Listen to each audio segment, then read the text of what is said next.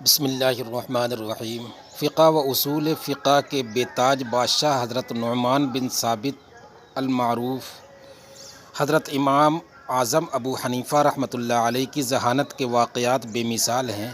ایک روز آپ مسجد کے اندر تشریف فرما تھے کہ خوارج کا ایک گروہ تلواریں لہراتا ہوا مسجد کے اندر داخل ہوا اور امام صاحب کو گھیر لیا۔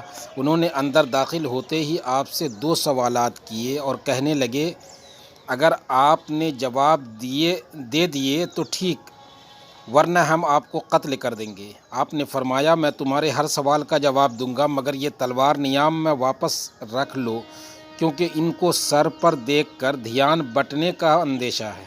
کہنے لگے، ہم اپنی تلواروں کو ہرگز میان میں نہیں رکھیں گے، یہ تو آپ کے خون کی پیاسی ہے، یا تو آپ ہمارے سوالوں کا جواب دے دیں یا پھر قتل ہونے کو تیار ہو جائیں۔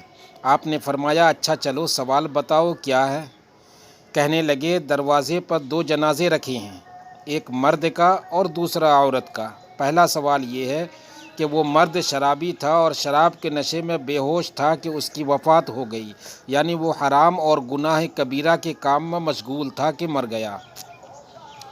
دوسرا جنازہ اس عورت کا ہے جس نے بدکاری کی اور حاملہ ہوئی، دوران زچ کی توبہ کیے بغیر مر گئی۔ اب یہ دونوں مومن ہیں یا کافر؟ خوارج کا یہ گروہ دراصل اس طبقے سے تعلق رکھتا تھا جو یہ سمجھتے تھے کہ گناہ کبیرہ کا مرتکب کافر ہوتا ہے، لہٰذا وہ چاہتے تھے کہ نہ تو ہم ان لوگوں کی نماز جنازہ پڑھائیں اور نہ ہی ان کو مسلمانوں کے قبرستان میں دفن کریں۔ امام اعظم سے اس مسئلے کو دریافت کرنے کا مقصد یہ تھا کہ آپ ان کو مسلمان کہہ دیں گے اور ان کے متعلق فتویٰ بھی دیں گے، لہٰذا ہمیں موقع مل جائے گا کہ ان کو قتل کر کے قصہ تمام کر دیں گے۔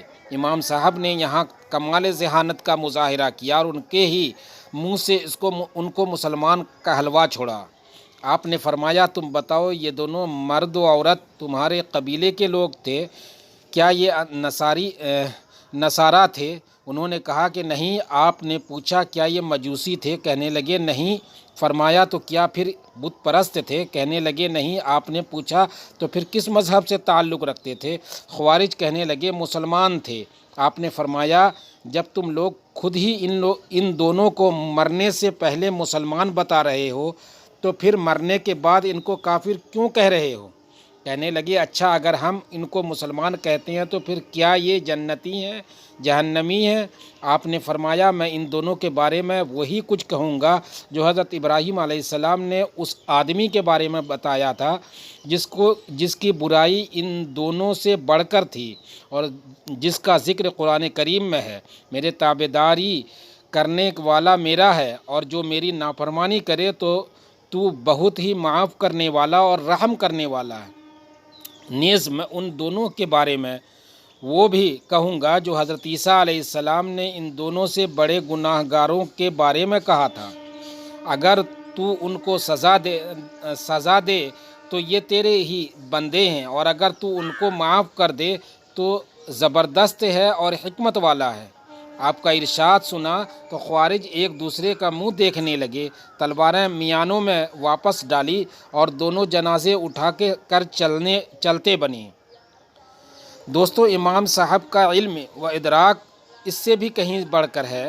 آپ فقہ حنفی کے امام و پیشوا ہیں اور فقہ و حدیث دونوں میدانوں میں امام الائمہ کا درجہ رکھتے ہیں۔ 150 ہجری میں بغداد میں آپ کا انتقال ہوا اور پہلی بار کی نماز جنازہ میں شرکاء کی تعداد کم و بیش 50,000 تھی، اور جب زائرین کے آنے کا سلسلہ بند نہ ہوا تو 6 بار نماز جنازہ پڑھائی گئی۔ آپ کی وفات پر حضرت عبداللہ بن مبارک رحمۃ اللہ علیہ بغداد آئے تو رو رو کر فرما رہے تھے کہ افسوس، تم نے دنیا میں کسی کو جانشین نہ چھوڑا۔